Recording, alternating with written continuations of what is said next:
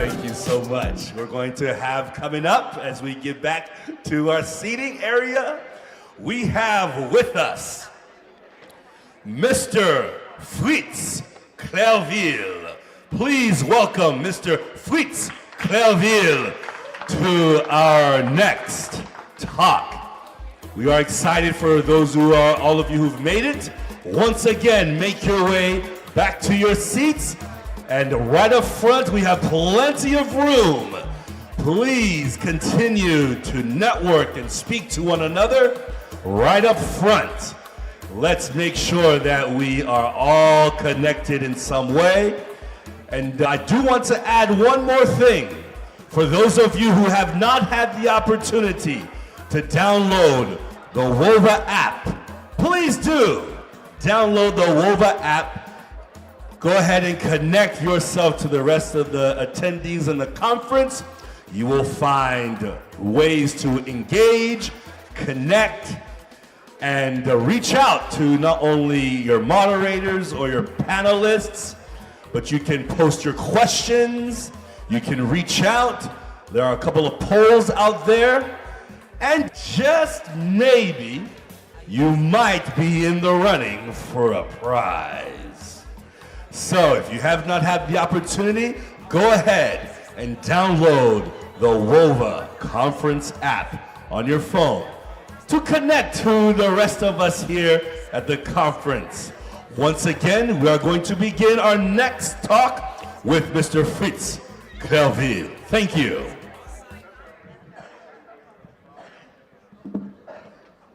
Thank you, thank you, thank you, thank you, thank you. Please, let's have a round of applause for the first panel. Lots of good information for those of you who wish to transition to Atlanta, Georgia. First of all, let me say good afternoon, everyone. My name is Fritz Clairvil. I'm the president and CEO of Vestnet Capital Holdings and president of HPF, Haiti Pathway Forward. As a not-for-profit organization, Haiti Pathway Forward is a consortium of private citizens, community leaders, faith-based groups, U.S. military leaders, security and development experts that have coalesced to effect fundamental changes. As we gathered here, it is essential to recognize the complexity and the challenges facing Haiti today. Challenges that extend beyond the immediate violence we read about in headlines and reach deep into our heart of Haiti's economic and stability and social resilience. For years, not today, for years, gang violence has created an environment of fear and paralysis, impacting not just the daily lives of Haitians, but the nation's economic potential. This widespread insecurity has weakened public institutions, disrupt essential services, and discourage investment, creating a cycle of instability that is harmful as it is difficult to break. The human toll is devastating, yet it's crucial to understand that this very hardship, challenging as it is, opens avenues for powerful response. And that response, I firmly believe, can and should be driven in part by the skills, the dedication, and resilience of the Haitian diaspora. Throughout history, we have seen nations facing similar, if not worse, challenges. Rwanda is one example. Following the horrors of the 1994 genocide, Rwanda confronted its deep wounds and emerged with a determined commitment to security, and reconstruction. Through a process of reconciliation, investment and security, and robust economic reform, Rwanda has shown the world how even the most damaged nations can rise.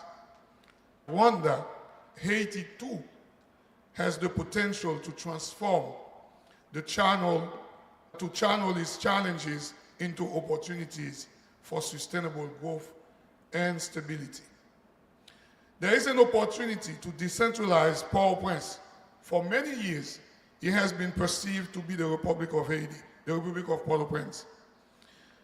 When we look at Jamaica, for instance, Port-au-Prince reminds me of the old Kingston. Their approach was to decentralize and create economic corridors throughout the country.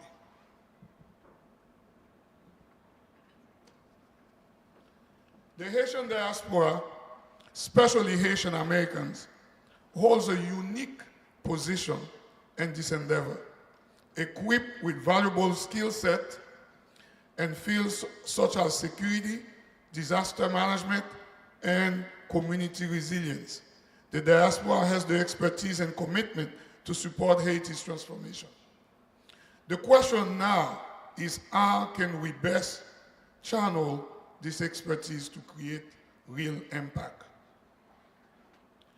So these are the questions that we have to answer, not to look elsewhere for solution for Haiti. Today, we are joined by a distinguished panel of experts, two people that I know and work very well and work with. The former U.S. Marine General Arnold Fields. General Field has an extensive experience, including serving as an Inspector General in Afghanistan, where he led a critical oversight in one of the world's most challenging environments. His insight into security resilience and the unique role of reconstruction efforts and stabilizing nations will provide us with invaluable perspectives for Haiti's path forward. Next to the Major General, give me a second. I have Maybelle Jadotte, who's someone engaging in economic development for the local communities right here in the United States, and work with some organizations in Haiti. So those two people we have here with us will share their background, their experience, and how we can learn from their experience and as we look forward to a better Haiti. So without any delay, let me introduce you to Maybelle Jadotte. You want to go first, Maybelle? Ladies first. Test. Does everyone hear me? Okay, excellent. Thank you very much for that wonderful introduction. It's a pleasure to be here with you all. I can't remember the last time I was in Atlanta, but I did see someone in the hallway that reminded me of not only an event, but we were looking to engage diaspora engagement in some work that I did over 10 years ago. So it's so great to be back. And yes, probably this weekend I'll be looking for some houses. I'm sold on Atlanta today. I really connected with the comments of our previous speakers, and I'm going to touch upon them briefly in my quick remarks. First, I'll share with you is that I'm a daughter of Haiti. Both my mother and father are of Haitian descent. Unfortunately, I only know Haiti through the lens of crisis. I've never been on a vacation. I haven't seen the world sites, the sites that we're renowned for. I know Haiti through the lens of Gonaïve, Mapu, and other places in terms of flooding, because the line of work that I am in is crisis management for many years, having worked with Homeland Security and then the Port Authority of New York and New Jersey. And now I actually am at the dark side. I moved into the private sector where I lead resilience for a financial technology company, a global firm. In addition to that, I serve as an executive director of Haiti Pathway Forward, where I focus on policy And it's a pleasure to be here to support this wonderful conference. And kudos to the organizers, Ms. Mika, Molina, Serge, and the wonderful team, as well as the Chamber who put this together. And I really feel connected because I'm also an academic and a practitioner. And one of the things that I'll share with you that I really found to be a connection with Atlanta is their motto of rising again. I don't know if we have any history buffs here, but Atlanta was in ashes after the Civil War. And one of its, I would say, among the different symbols is the phoenix, is a mythical phoenix, reborn from its ashes. And it's my hope that, like Atlanta, Haiti can also be reborn again. Atlanta is a very important hub for rail and supply hub, as many of them have talked about on our previous panel. And it's something to note that despite that occurrence, all civilians were evacuated. And this war, which is actually commemorated November 15th, that campaign to December 21st, look at what Atlanta is now. Number one, number two in so many regards. So hopefully that could be a sign and a symbol of resilience for Haiti once again to rise above the ashes. I'll turn it over to my esteemed colleague, a luminary in his field. He is a living legend and a part of American history, not just African American history, but American history. And he's also an ally for the Haitian people. He's not Haitian, although many people have addressed him in Creole and French today. He is a Southern gentleman from South Carolina, and I'll turn it over to Major General Arnold Fields. Thank you. Thank you. I tend to like to stand when I speak, but can you hear me, first off? Everyone, thank you. I want to thank Maybelle and Fritz for informing me of this forum today and inviting me to be a part of it. In fact, I will say I did not know that the organization existed, but I know now that I am well acquainted with many of your interests, to include Haiti, which is, I think, the principal reason I've been asked to be here with you today. So I hope that what I have to say, which is going to be brief to maintain our conversations within the time frame, but I do hope that you carry something away, and I also hope that I carry something away from you in the dialogue that I hope will ensue as we move through this conversation. In terms of my background, I am from the state of South Carolina, next door. The first state I ever visited was Georgia, and the first city in another state in which I visited was the city of Savannah. I would eventually join the military after having served briefly as a high school teacher, and I was drafted into the military. I did not volunteer. I was drafted, but I did volunteer to spend about half of my life in the United States Marine Corps because it was an environment with which I could relate, because I like discipline. I'm not an authority of it. I'm just saying that I like to know left and right, limits and laterals and so forth. I am interested in a secure nation. In fact, I'm interested in secure nations around the world. We have arrived at a point in our lives as humanity that we have to interrelate with each other if there's going to be any security for any one of us. So this dialogue that you have put together here today, I think well fits within that context. I was stationed right here in Atlanta when I was a young officer. I came here as a captain, Marine Corps captain officer, 1979. I left in 1982, and I really enjoyed it. I lived in Ackworth, which then was about a 35-minute drive from Ackworth, where I lived, to my office in downtown Atlanta. And of course, speaking of progress and the growing of cities, that trek right now would probably take about how long? Yeah, a long time.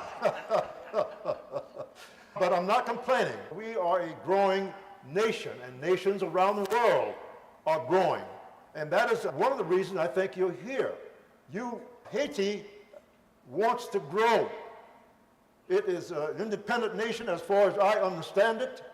It has the capacity to be greater than it is, and certain matters have come to bear upon Haiti that have turned out to be leg irons for a nation that I personally feel can be a lot better than what it is today.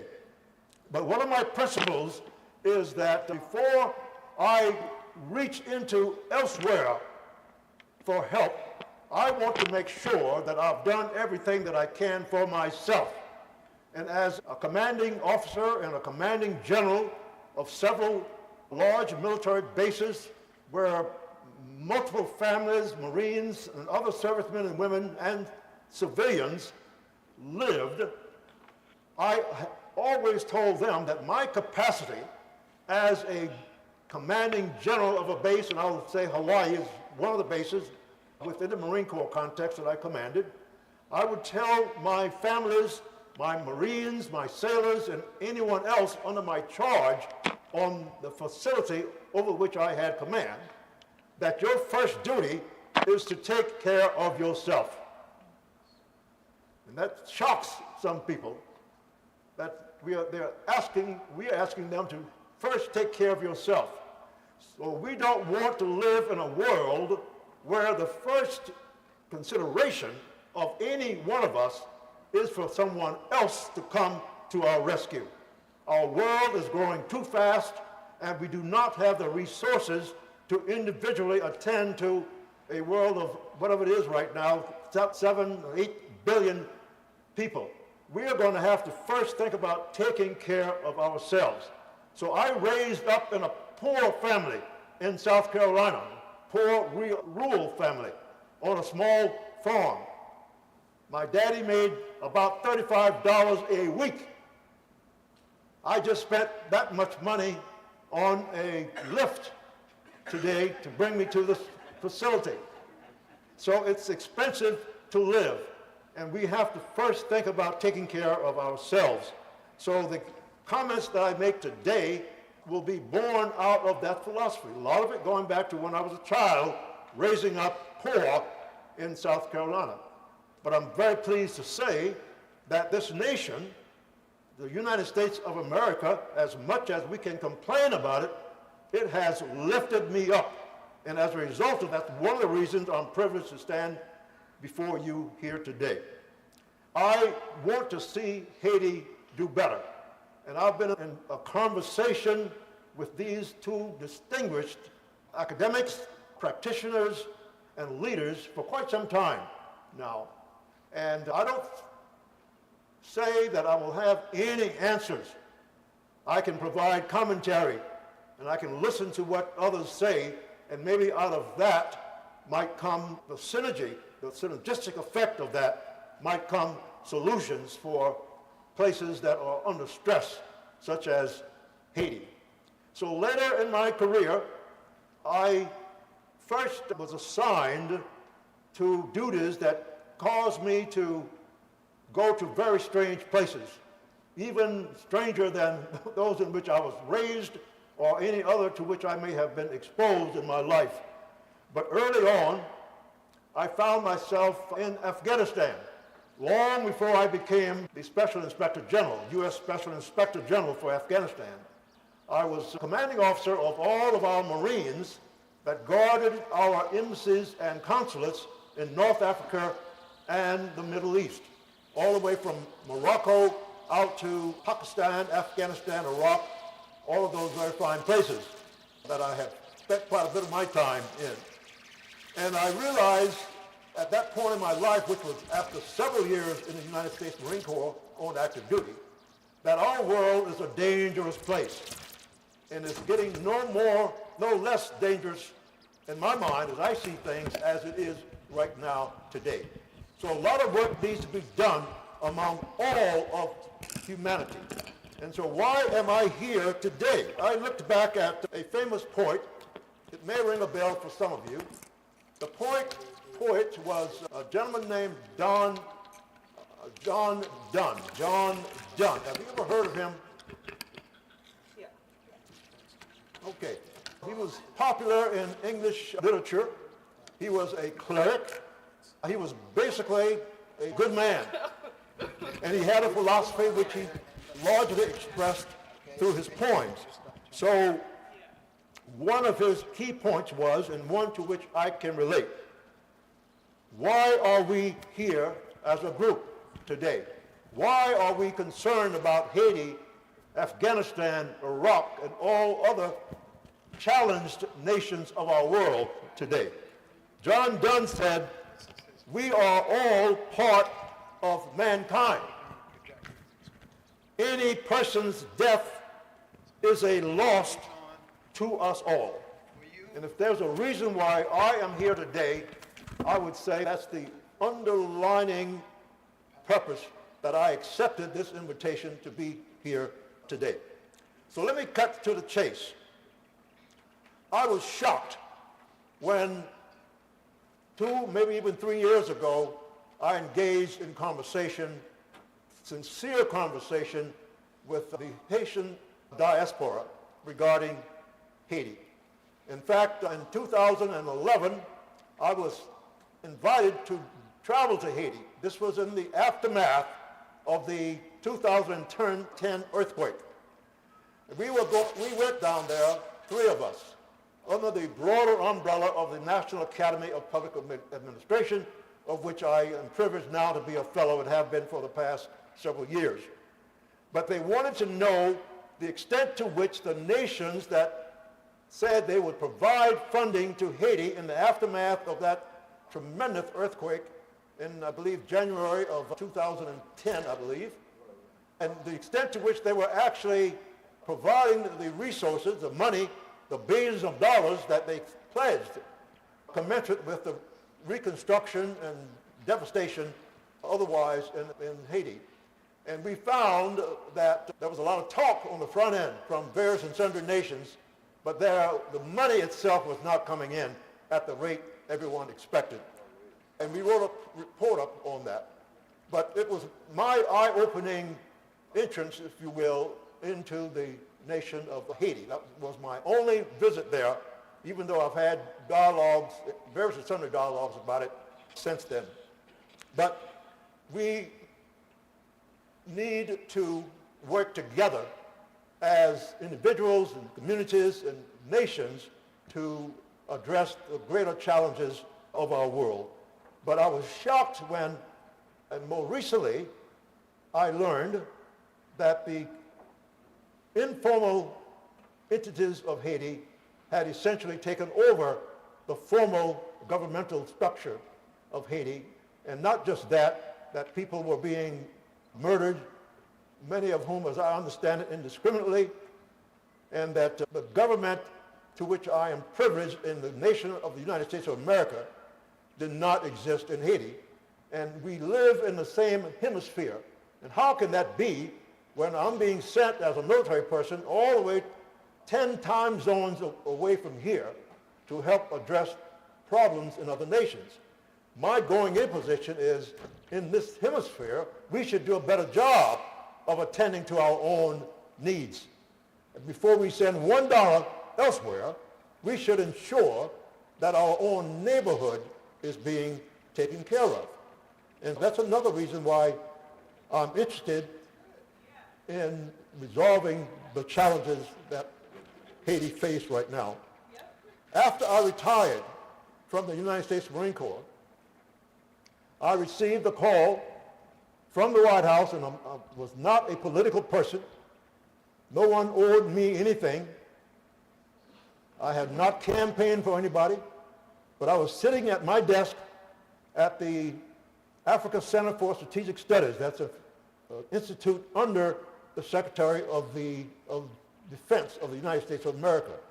I was sitting at my desk, and I received a call directly from the White House. And that call led to an appointment of some guy named Arnold Fields, me, as the Special Inspector General for Afghanistan Reconstruction.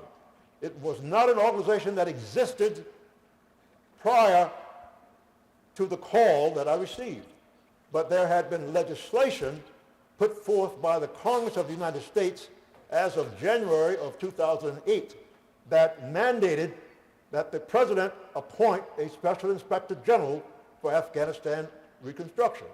Now, I don't want to be too winded here in telling you how things work, but in the federal government of the United States, accountability is a very important aspect of keeping our nation together and ensuring its continuity in all that we must do in order to see our nation survive.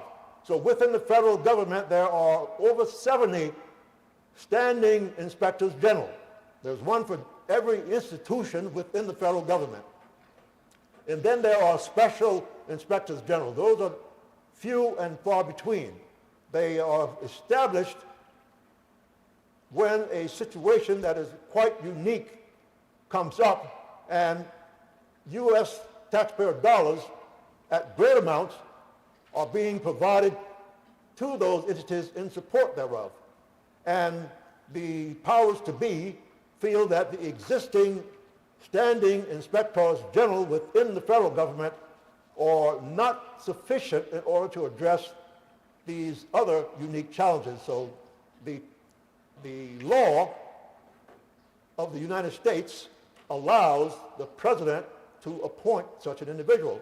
And so I was privileged to be that person for Afghanistan reconstruction. I left that work quite some time ago, and the gentleman in there has been in there ever since I left as the official presidentially appointed Inspector General. He has written, I believe the count now is 64 quarterly reports on the status of Afghanistan. Those reports go to everybody. You could go on your phone or your laptop right now and you can pull up every report that the Inspector General, U.S. Inspector General for Afghanistan has written since the office was stood up in year 2008 is when that office was stood up, around September, October of 2008. I reviewed the very first report that I wrote. It's still there. It was a short report because it was the first one that we were able to put together. But in those reports, I find that we don't need more information. Everything that I feel that we need to address the issues in Afghanistan, in Iraq, both places where we have spent $1 trillion or more, as well as in Haiti, where we have spent not enough to bring Haiti up to a level at which it can be much more sustainable as a nation.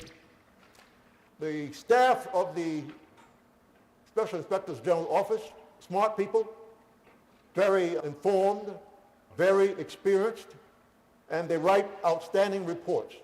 My name is assigned to many of them. Of course, I did not write the complete report. My name is on it because I was the Inspector General, Special Inspector General.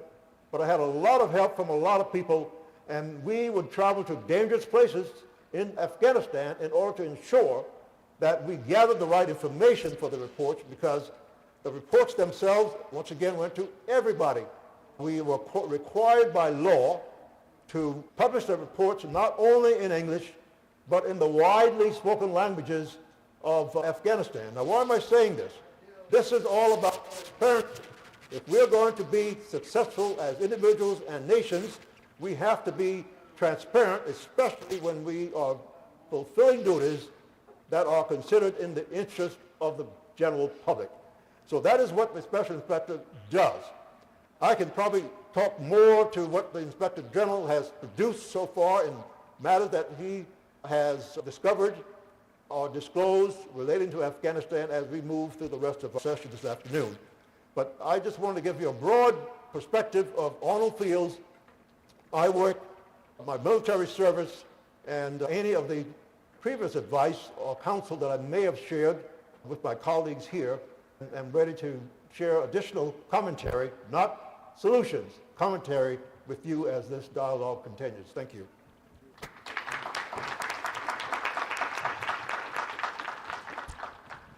Thank you, General, for your comment. And I think transparency is very important, especially in the public life. And I think this is something that is lacking, especially when it comes to Haiti. But Haiti, as I discussed with you earlier, Haiti is not alone. What's going on in Haiti is not simply the deed of Haitians. We have partners, as they say, partners in crime. For more than 22 years now, since I think 2001, Haiti, you can say Haiti has been under protectorate because we have a core group in Haiti that's made up of the most powerful countries in the world. And Haiti doesn't make any, the leaders of Haiti, they do not make decisions without the approval of the core group. The destruction, the way Haiti has been reduced is not simply bad leaders, bad administrations on the part of the Haitians. That's simply something that I feel it's necessary to share with you at this moment. And thank you for your comments. And now I will turn over to Maybelle. I think you have a presentation. I do, thank you. Yeah. So I'm going to try to incorporate some of the wonderful... I'm going to try to incorporate some of the items that you touched upon, Major General, because I think that they're very important points. So first to Mr. Clairvil's point about who's to blame, right? I think that... I'm sorry?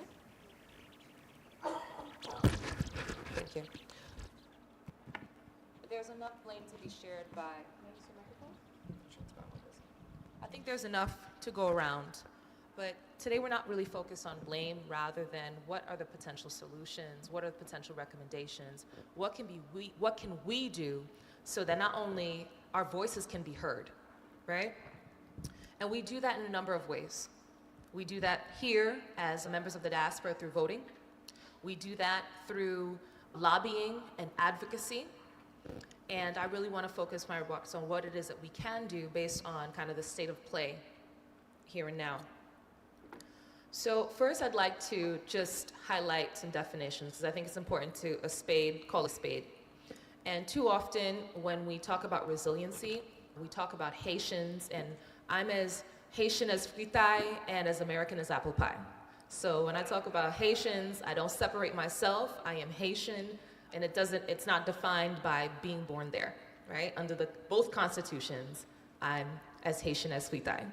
So when we talk about resilience and Haitians being resilient, I think that's a bit of a misnomer. Resilience, a true definition of resilience really refers to adaptation. It's about robustness. It's about observing early warnings and being able to change circumstance. I think that Haitians, both here, outside of Haiti and in Haiti, have dealt with so much trauma over the years.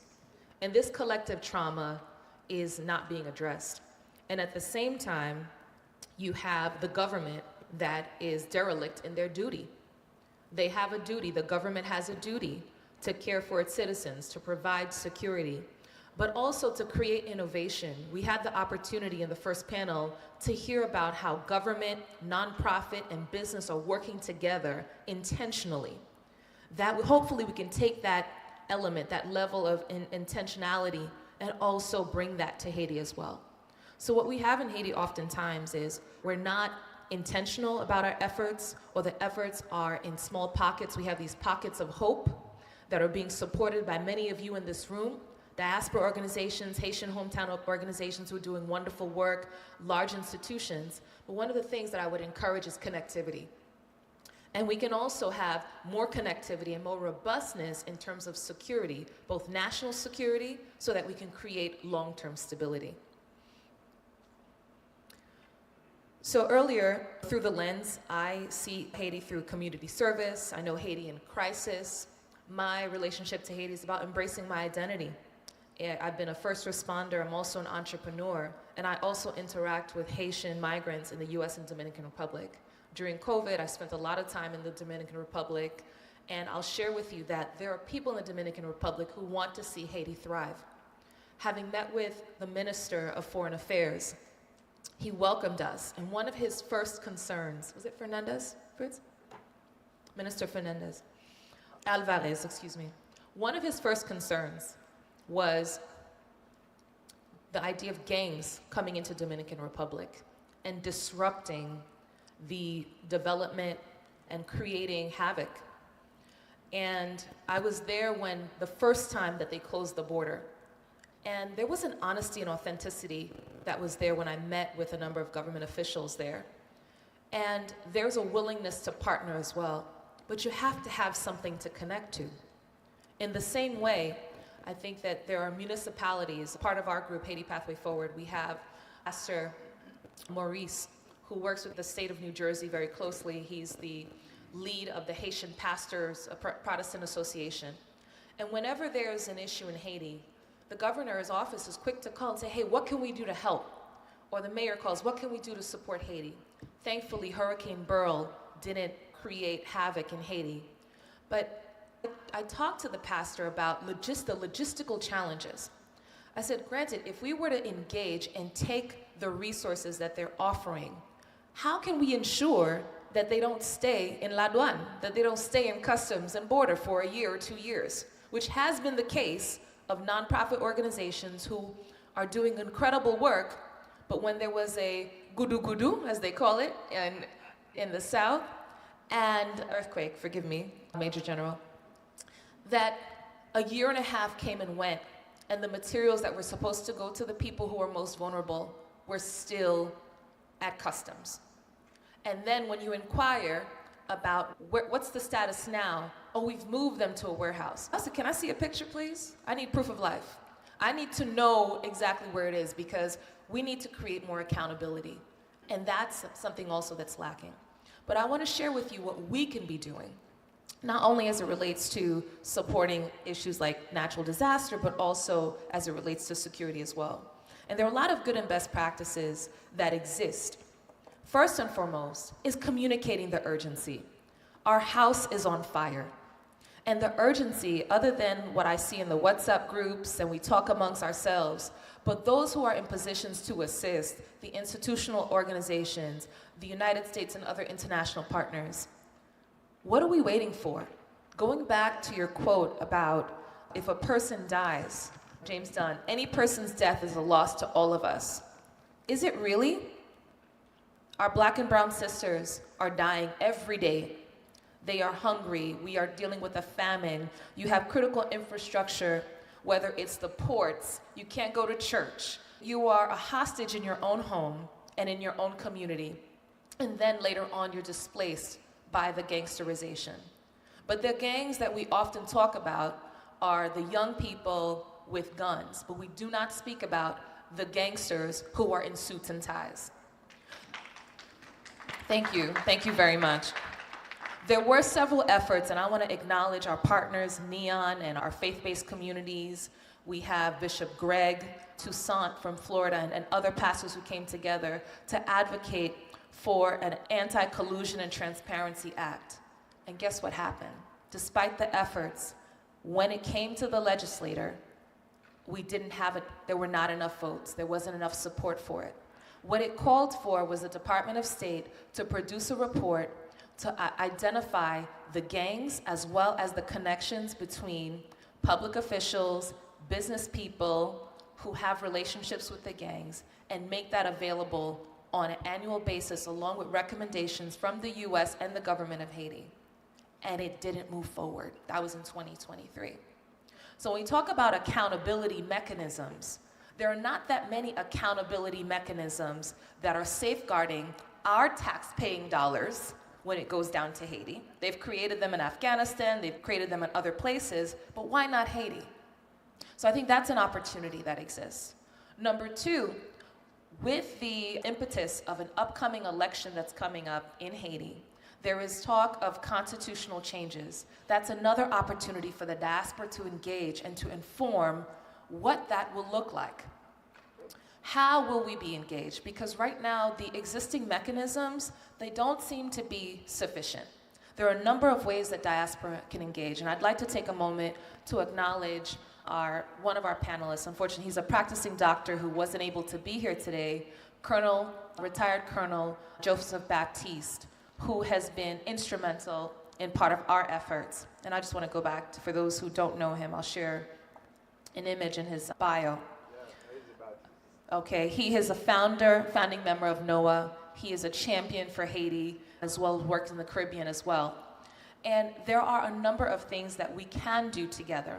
And I think this medium here, this is an avenue to do that.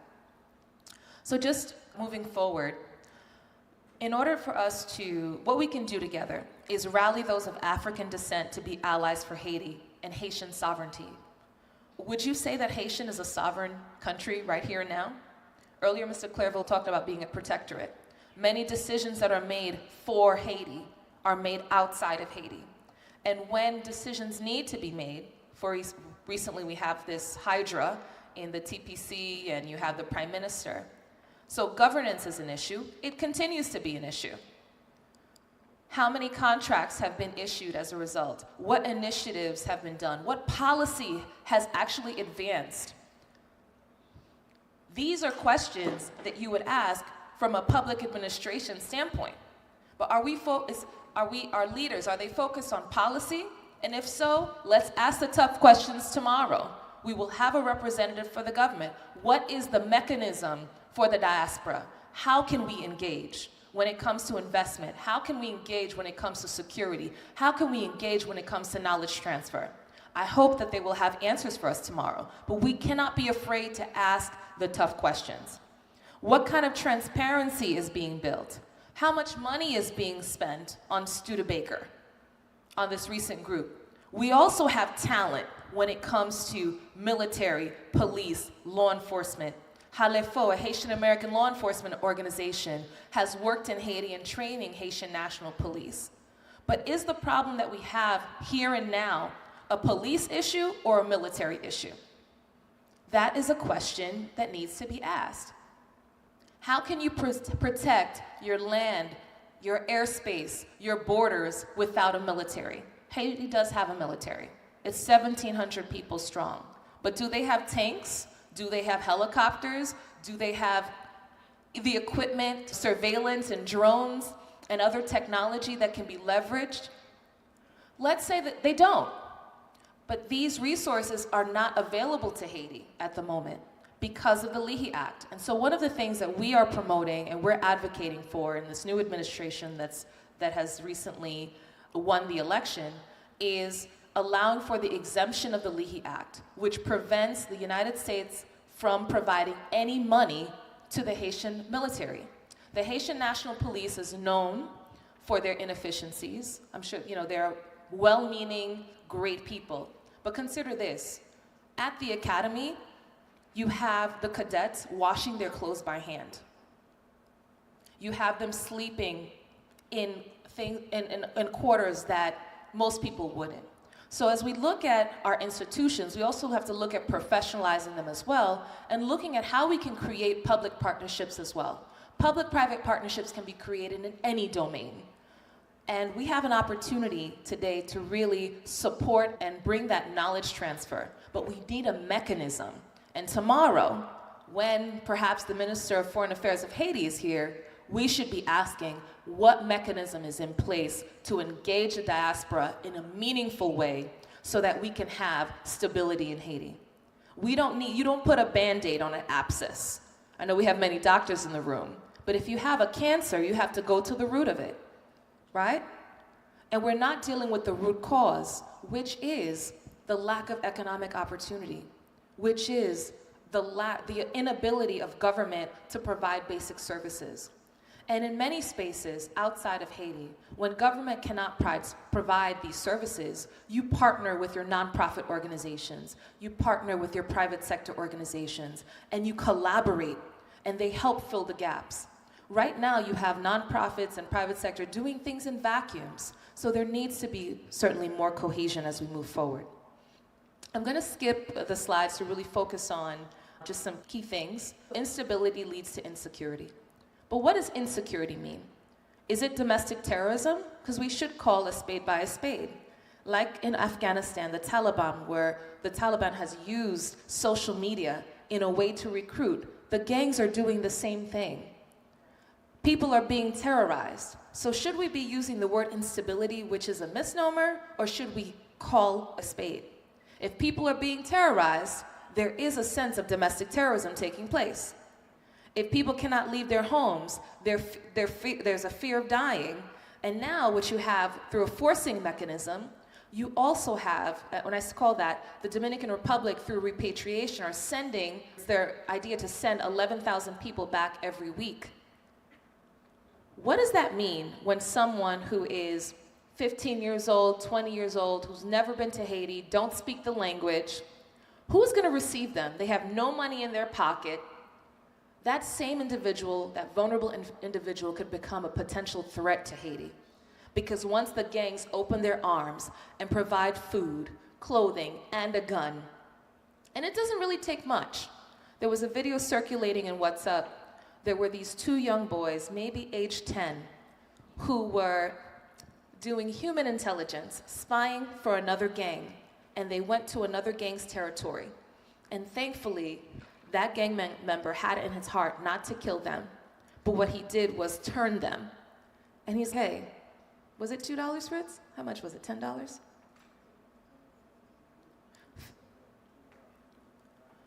He gave them both 50 cents.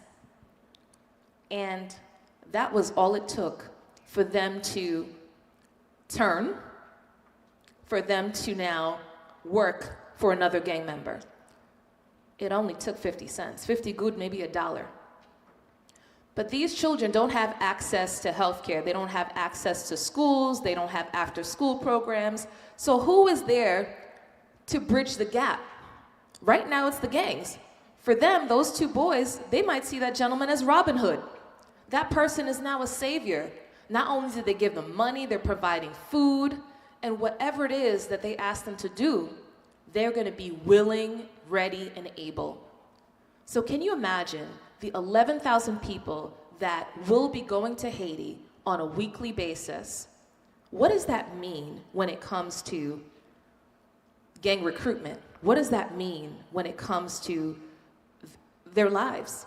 No one is making provision for them. That's another opportunity for the diaspora to step in the gap, right? It's yet another opportunity. Where are the nonprofit organizations who are along the borders? We have people on the ground who have voluntarily left Dominican Republic because they feared for their lives, and they've gone back to Haiti to now start over. And they're looking to advocate for those who are coming.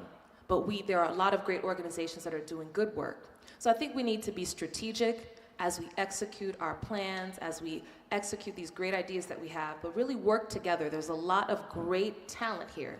But we can resolve some of these issues if we put our heads together. We don't have to wait for government. What has waiting for government ever done? And so I applaud all the marketplace leaders and the entrepreneurs in the room because you're doing a tremendous work. Just being here, taking the time, and also reaching back, but there's more to do. And so what I would encourage is that we're strategic.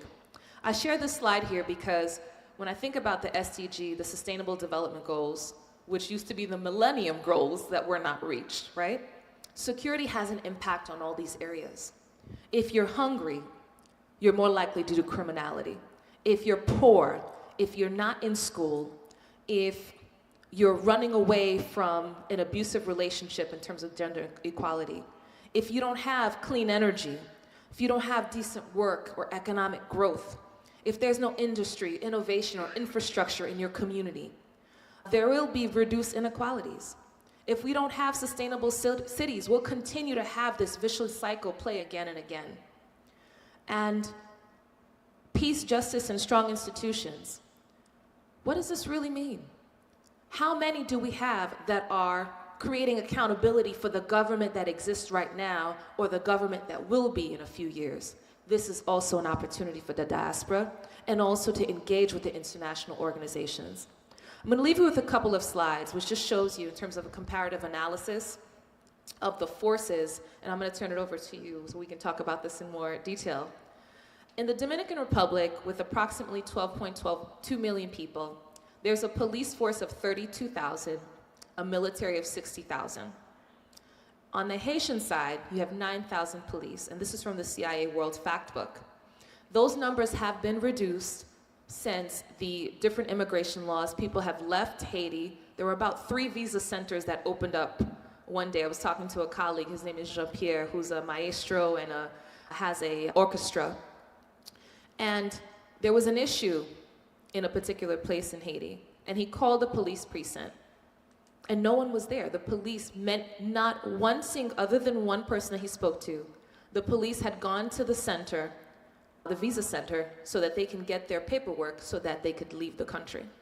So between those who leave the job because they're not getting paid enough, those who emigrate, these numbers have been significantly reduced over the past couple of months. And the military is between 1,200 and 1,700. If you look at these other countries are comparable in terms of population, you'll see that there's significantly more on both ends. How can you fight a fight if you don't have sufficient people? How do you fight the good fight if you don't have sufficient equipment? How do you fight a good fight if you don't have the right strategy, the right knowledge, the equipment in order for you to really create an impact?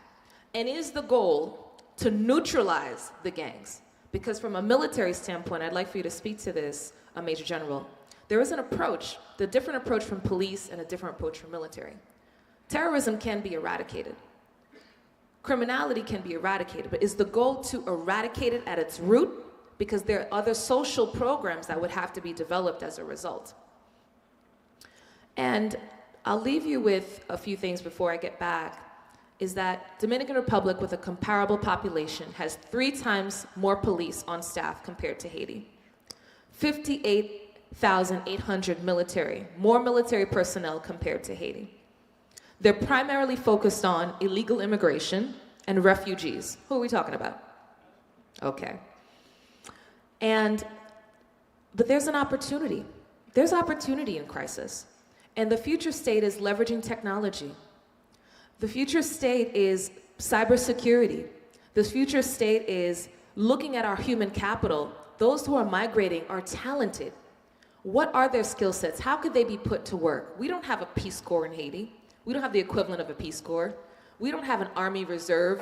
There are people who would voluntarily go to Haiti. I know many Americans, Haitian Americans, who would want to serve, but is Haiti ready to receive us? And tomorrow, again, you have an opportunity to ask the tough questions. What kind of mechanism can be put in place to support the knowledge transfer so that we can, as a diaspora, can create more impact? And we also have to leverage our global community stakeholders, our international community. Eastern Europe relies heavily on the diaspora for transformation of their economy. The African Union has declared the diaspora as the 6th region of Africa, and they're playing a useful role in capacity building. We shouldn't be relegated to just remittances, right? There's so much more that we can do, but we need a mechanism to engage. And lastly, a future state would be economic security through innovation, a tech-enabled growth, regional cooperation and geopolitics, not only with neighboring Dominican Republic, but Jamaica, and really addressing transnational crime. It's guns, it's organs. There's a lot that is flowing in and out of the borders. And when you don't have control of your borders, your airspace, and your maritime, anything goes, and that's the reality in Haiti.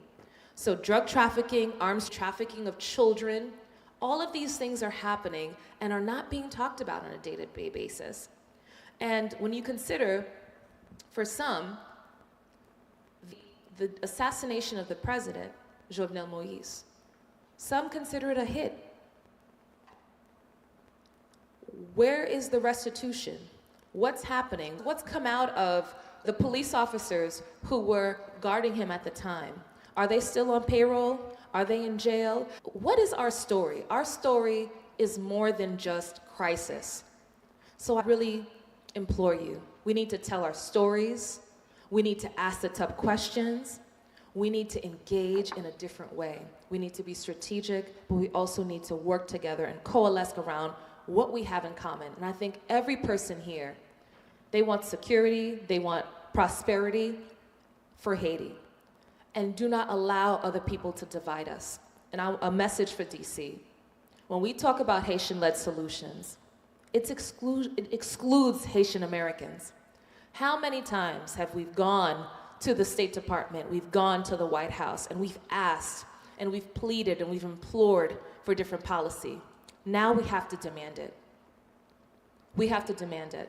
And I'm a nonpartisan group, so we work with everyone. We'll continue to work with our stakeholders on the Democratic side, the Republican side, independents, anyone who has an interest in hearing about Haiti so we can advance things. And I think that's an opportunity, again, for the diaspora to engage in meaningful change through policy development and legislation, not just here in the US, but also in parallel for the other partners in Canada and Mexico.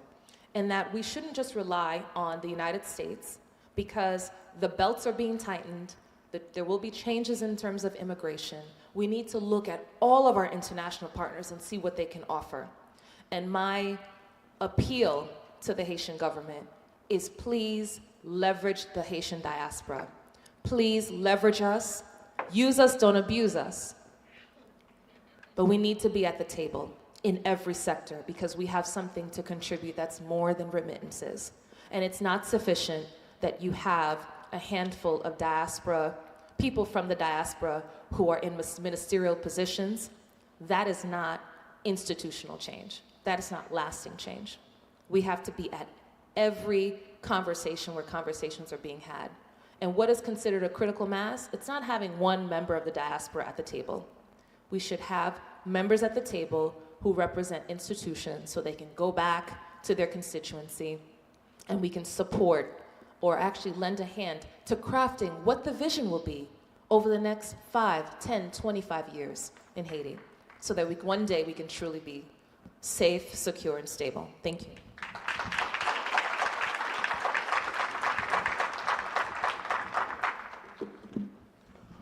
Thank you, Maybelle.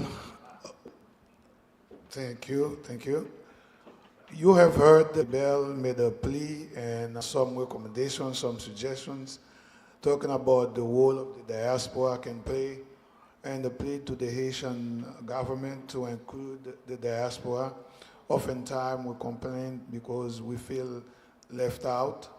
And this is a new era, this is a new day, it's a new beginning.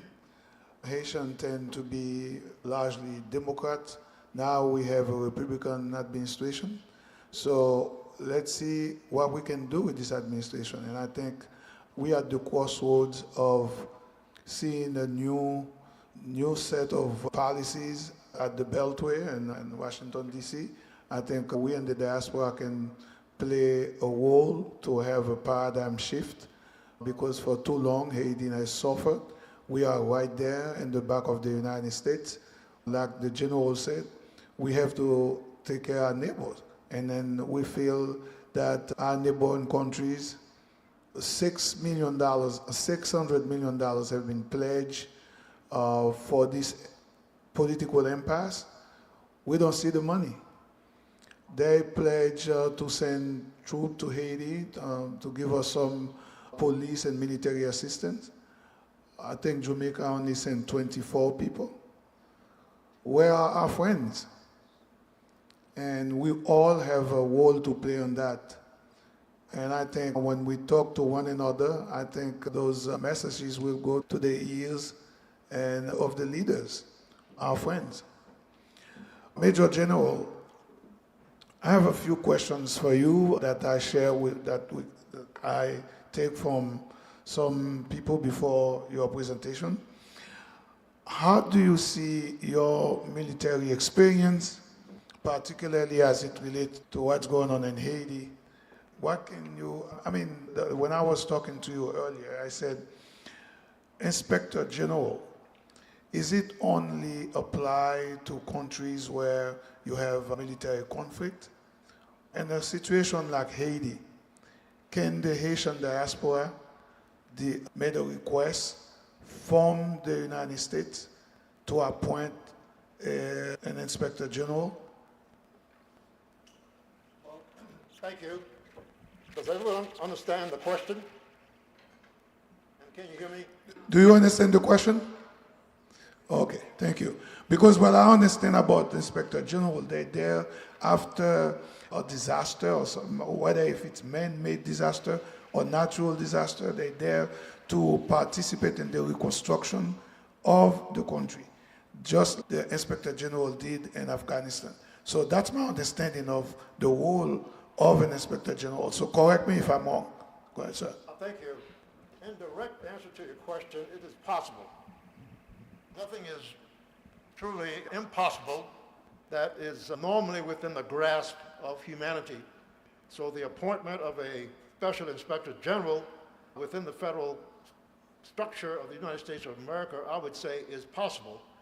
However, that's not the intent of the legislation that authorizes the President of the United States or someone under his charge or her charge to appoint a special inspector general. To my knowledge, there have been less than a half dozen inspectors general ever, as far as I know. I may be a little bit off on that. But the inspectors generals are usually appointed in conjunction with funding or funding born out of congressional legislation being provided to a resource.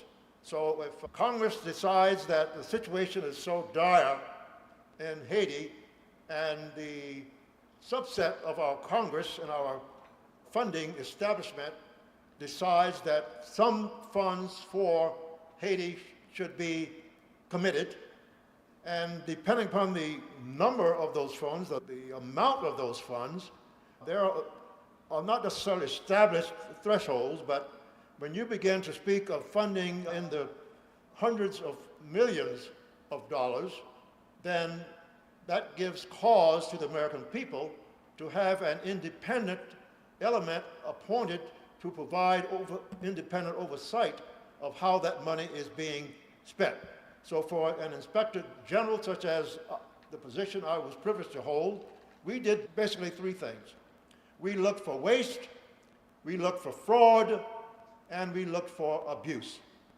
And we investigated administratively, we investigated criminally, and we sent folks to the Department of Justice for appropriate adjudication where such individuals were found culpable in not using federal dollars, your taxpayer dollars and mine, correctly.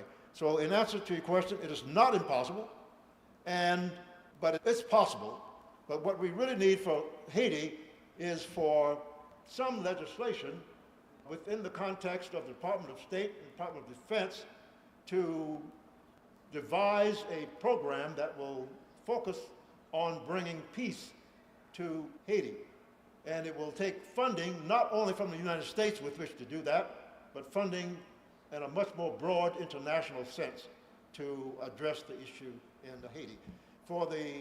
Just to put this in perspective, and I see the sign says we're out of time, and I'll say this and then I'll get off the transmit. In the case of Afghanistan, there was 3 categories of money appropriated for Afghanistan. That was a template, and that's the same template that was used basically in Iraq as well. And I presume that'll be the template for Haiti should the issues in Haiti rise to the level of funding that the Congress of the United States might recommend, and any other nation that would want to participate. But the funding goes into 3 broad categories: security, governance, and development. Those are the 3 broad categories. For Afghanistan, the security aspect of Afghanistan took up most of the front-end funding of the U.S. taxpayers' dollars. But I see that same template perhaps being applied to Haiti, where you gotta provide security in Haiti for any of the other items that you wish to implement, governance and development. You have to have a secure or relatively secure environment in which those matters might take place. And so that's the first hurdle in Haiti, is to bring a level of security that's sufficient enough for private as well as federal intervention. Thank you. Yes. Thank you for your questions. It seems like we're running out of time, and you want to say something? Go ahead. Yeah. Thank you so much. So one of the things that came out of the present administration is that Haiti was designated as being part of the Global Fragility Act. So this is something where there's an opportunity, there's a 10-year plan that's been proposed. I think it should actually be expedited. We should look to see how we can get diaspora representatives or groups as part of this working group so that it can advance. So the Global Fragility Act, I think, is a huge opportunity where security, governance, and development can be explored. And you also have the Caribbean Basin Act and a number of others. But the Global Fragility Act is our opportunity. For those who haven't been to Haiti in a while, Haiti in some respects is even worse than 2010 when the earthquake hit it. So I think it's something to consider. While there are a lot of opportunities in terms of economic for market leaders in business, because as I said, in crisis, there's opportunity, especially in the North and South. We're looking to decentralize Haiti. When it comes to security, I think that will be something that will be an anchor, the Global Fragility Act. Thank you. Thank you very much.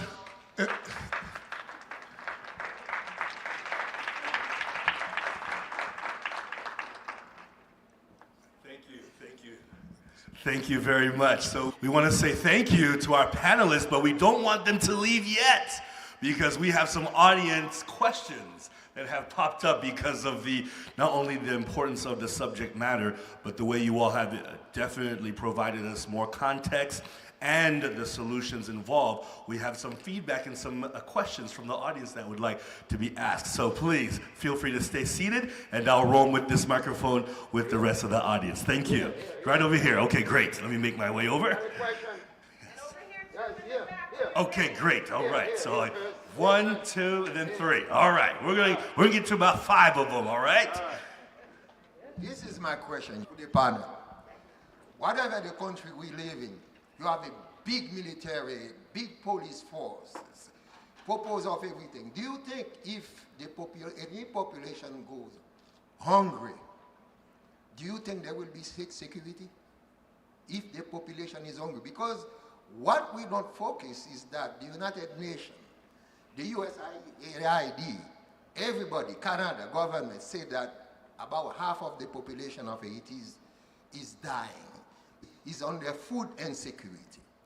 But I didn't hear anything about that big priority. Why don't we join our forces to at least find a way to plant as much food as we can in the country right now? What is against that? What is against that? If we cannot do this, just to start, at that time, people from the Dominican Republic, they will have land to work. That's the model that we are doing. Why cannot we join our force? Not only people from the United States, the diaspora, people from Canada, the diaspora from France, okay? What can we do? Thank you very much.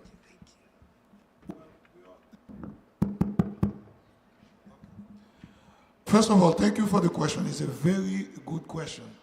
But when we talk about security, yes, security has a lot of meanings. We also talk about food security. Food security is also implied. But you have to also understand, when you look at Grandance and the South, they produce food. But they cannot, if you don't have security, you cannot distribute the food.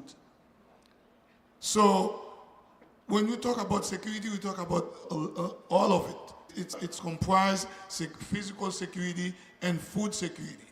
Now, our organization just share this information with you. Maybe that will give you at least a little bit of an understanding of what we are doing. We have people at the border trying to recruit some of the expatriates, okay? Because we know while they were in Dominican Republic, they developed a skill set that Haiti needs, okay, for the future.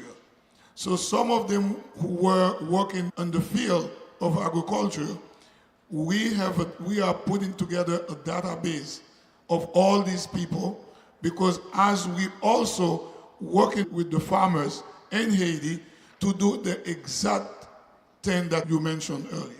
So there's hope.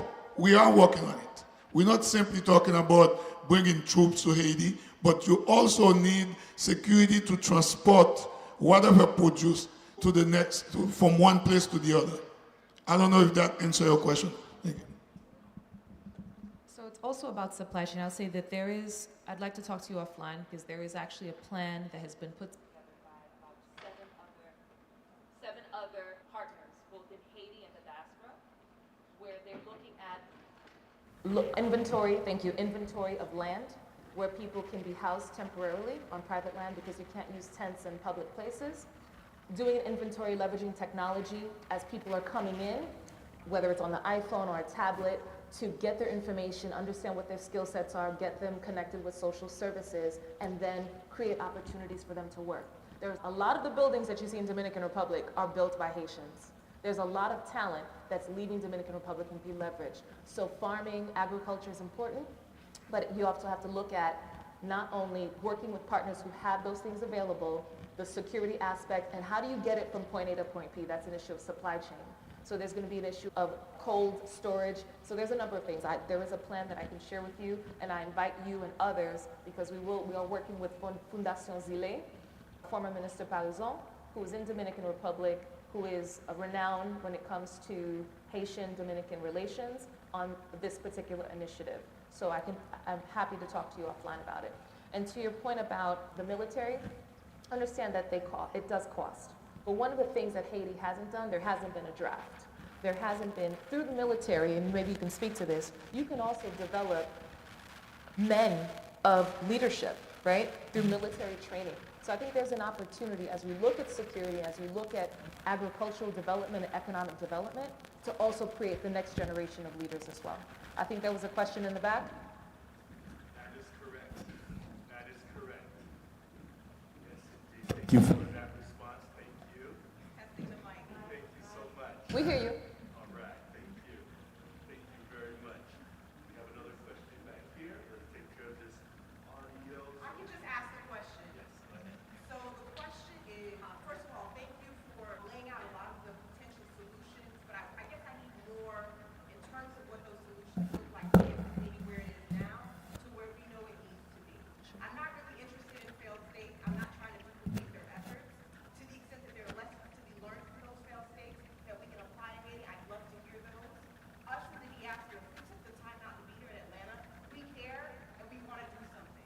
So to the extent that either or both of you have any input on things that can be due to paint that picture, questions for the people tomorrow is nice and we'll get to those. But Yes. I'm tired of asking other people about what to do about our country. If our mother is in trouble, we don't need her to ask us to come and help. We just need to figure out what the plan is. And when I say we, I'm talking about all of Haitians, within and outside of the diaspora. Sometimes we get into this back and forth with each other of, well, we're waiting on you and we're waiting on you. We ain't got time for that. There's too much going on in Haiti right now. And the reverberations are being felt, not just in this country, but everywhere that Haitians exist. Because it creates a respect issue everywhere.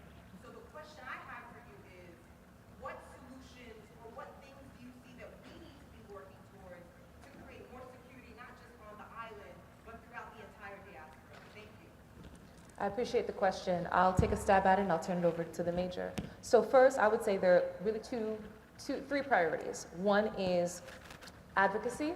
So the Leahy Act, normalizing relationships between the United States and Haiti. That is something that is administrative in nature.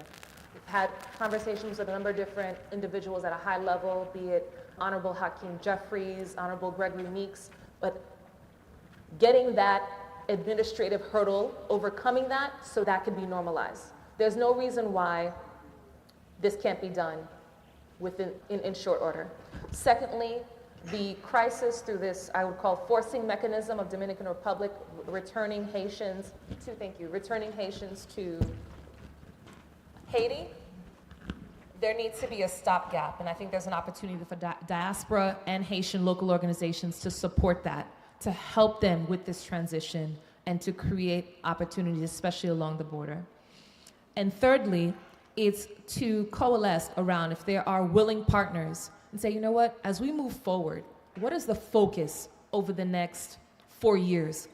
We talk about diaspora engagement. What does it really mean and what do we want to see? I think that number one, there's an opportunity for marketplace leaders, creating opportunities to go and do business. Once the security issue is either resolved, and I would say resolved, that's with a caveat.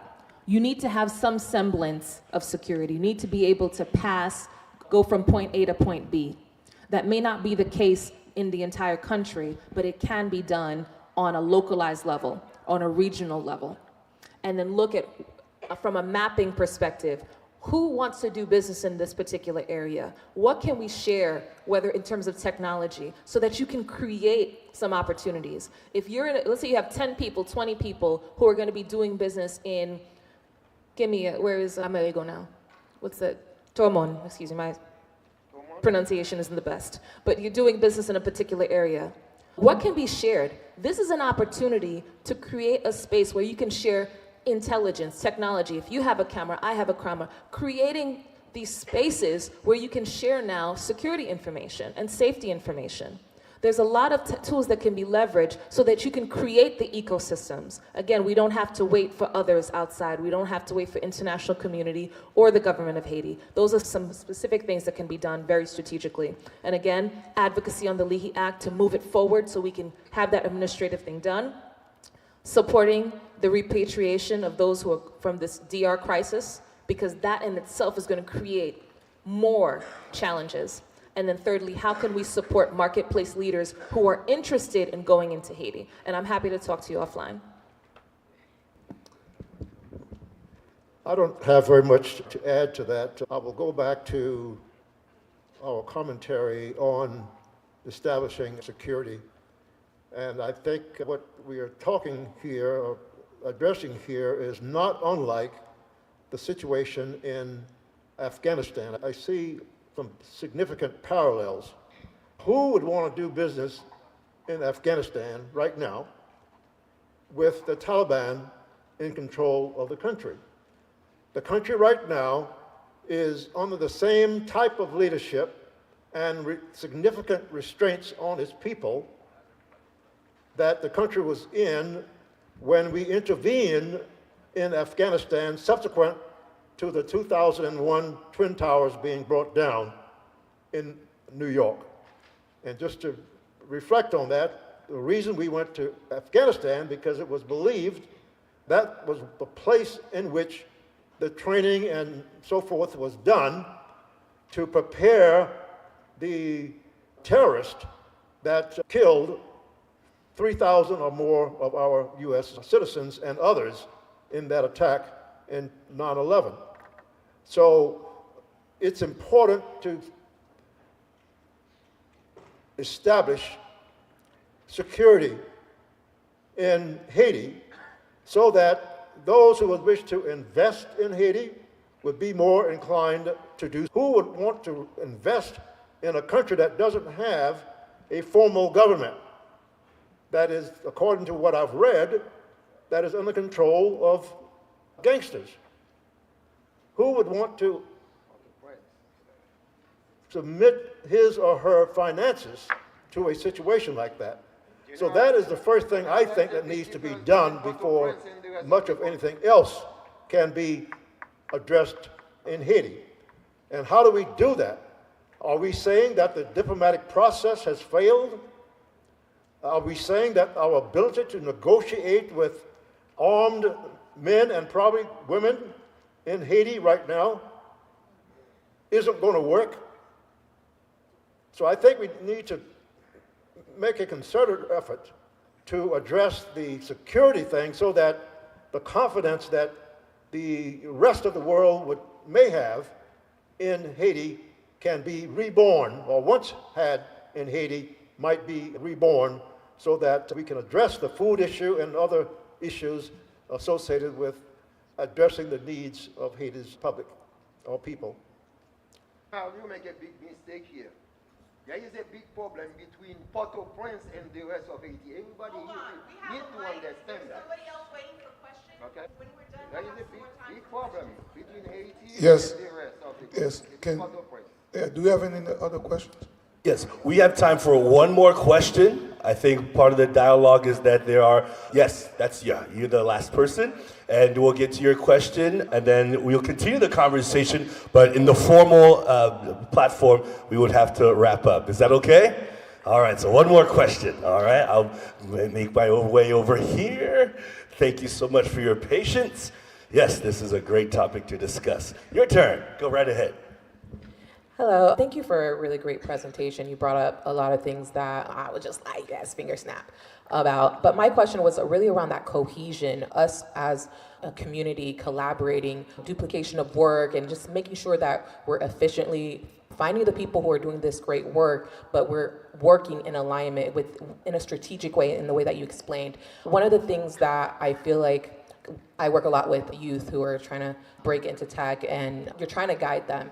And I think about the time it takes for them to understand the ecosystem and how it operates. How are we creating the, I would say, curriculum so that our youth can understand what we're doing in the interim to build up Haiti? Who are these leaders in all these nodes, and allowing them to learn about this at a faster pace so that they can be at the forefront of helping implement these solutions as early as possible. I don't know if those mechanisms already exist, if we've, in your explorations, that has been something that's been explored, but how do we make sure, beyond just the historical aspects of Haiti, how are we educated about what's happening now? Who are the leaders now doing the work? And is there enough being done at an institutional level within our education system, within the diaspora, where we have the most impact, to make sure that our students understand, or our young Haitian students understand, these are the people within our community who are doing effective work, whether it's in the diaspora or in Haiti, and